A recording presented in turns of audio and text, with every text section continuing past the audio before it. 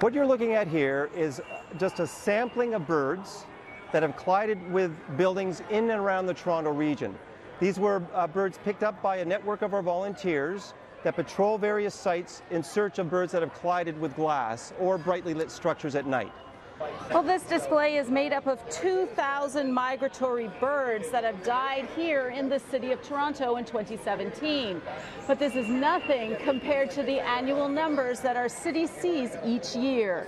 There are many, many more that do collide with buildings in Toronto and across North America. In fact, it's estimated that 1 million birds die annually from collisions with buildings here in Toronto. Across North America, the number has been estimated to be upwards of 1 billion, which is like 10% of the population of birds. And while the sight of all these dead birds can be gruesome, those who are trying to help them say the visual raises important awareness about the perils that these migratory birds face each year, especially here in the GTA. The challenge that Toronto has is like a perfect storm. It's situated up against the shoreline of the Great Lakes, in this case Lake Ontario.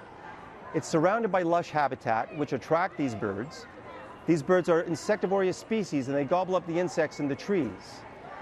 With all this habitat combined with all the modern architecture within the city of Toronto that reflects the urban environment, as well as brightly lit structures at night, it has a significant problem.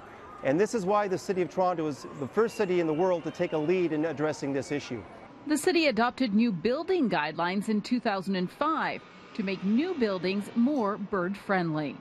Where any new building that goes up has to meet certain requirements for window treatments, light reduction, in order to address this issue for the building to go up.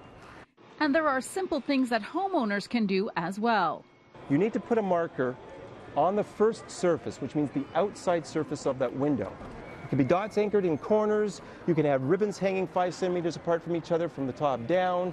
You can cover that window with just a typical window screen to let ventilation come in. You can draw on your glass. There's so many different techniques you can do at your home that will help reduce this problem. Well, for more tips on what you can do to help, you can go to our website, citynews.ca/extras.